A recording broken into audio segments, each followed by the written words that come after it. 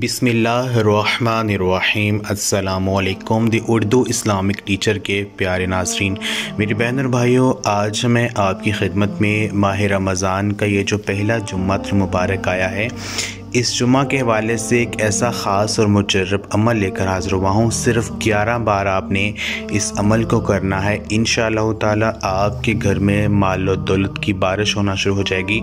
अल्लाह तबारक व तआला आपके घर से रिज़्क़ की तंगी दूर कर देंगे।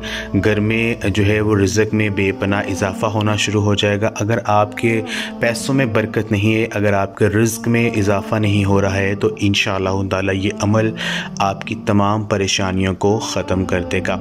मेरी बहन और भाइयों, माह रमज़ान का महीना बहुत ही ख़ास महीना है। ये महीना अपने रहमतों और बरकतों के हवाले से दूसरे महीनों की निस्बत बहुत ही ख़ास है। और इस महीने में जुम्मा का दिन आया है, जो कि हम मुसलमानों के लिए ईद से जैसा होता है, ईद से कम नहीं है। और इस मुबारक दिन में अल्लाह तबारक व तआला दुआओं को बहुत जल्दी कबूल फरमाते हैं।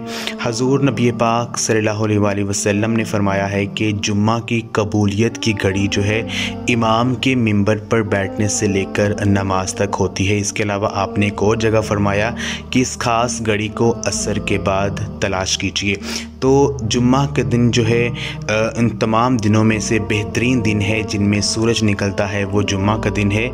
हज़ूर नबी पाक सल्लल्लाहु अलैहि वसल्लम ने फरमाया कि जुम्मा के दिन आदम अलैहिस्सलाम पैदा हुए और इसी दिन जन्नत में दाखिल किए गए और इसी दिन वहाँ से निकाले गए और क़यामत भी इसी जुम्मा के दिन कायम होगी।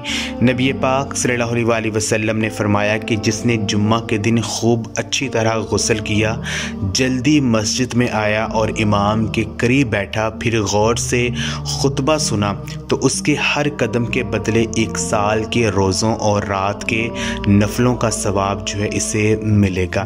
तो आज का ये अमल जो है वो मैं आपके साथ शेयर करता हूँ। आपने क्या करना है, आपने ये ख़ास वजीफ़ा, ये ख़ास अमल आपने जुम्मा के दिन जो है जुम्मा की नमाज़ पढ़ने के फ़ौरन बाद आपने जाए नमाज़ पर बैठकर ही करना है। आपने सूरत अल-माइदा की आयत नंबर 114 यानी पारा नंबर 7 सूरत अल-माइदा की आयत नंबर 114 जो है इसको आपने 11 मरतबा पढ़ना है। ये आपको जो है स्क्रीन पर भी नज़र आ रही होगी। इस आयत को आपने 11 मरतबा पढ़ना है। रिज़्क़ की तंगी और किसी भी ख़ास चीज़ के हसूल के लिए इस आयत को अगर आप विर्द करते हैं तो अल्लाह तबारक व तआला की जो ग़ैबी मदद है वो फ़ौरन मिलती है और वो मसला हल हो जाता है। इस आयत को जब आपने पढ़ना है तो अल्लाह तबारक व तआला की नेमतों का शुक्र अदा करना है, अल्लाह पाक से अपने गुनाहों की माफ़ी मांगनी है और अपनी हाजत के लिए अल्लाह पाक से आपने जो है दुआ करनी है। इंशाअल्लाह ताला इस ख़ास दिन के सदक़े से अल्लाह पाक आपके रिज़्क़ में बेपनाह इजाफ़ा कर देंगे और आपकी हर मौली परेशानी जो है वो हल हो जाएगी। ये अमल आप ख़ुद भी करें और इस वीडियो को आप लाजमी शेयर भी करें। जज़ाकल्लाह।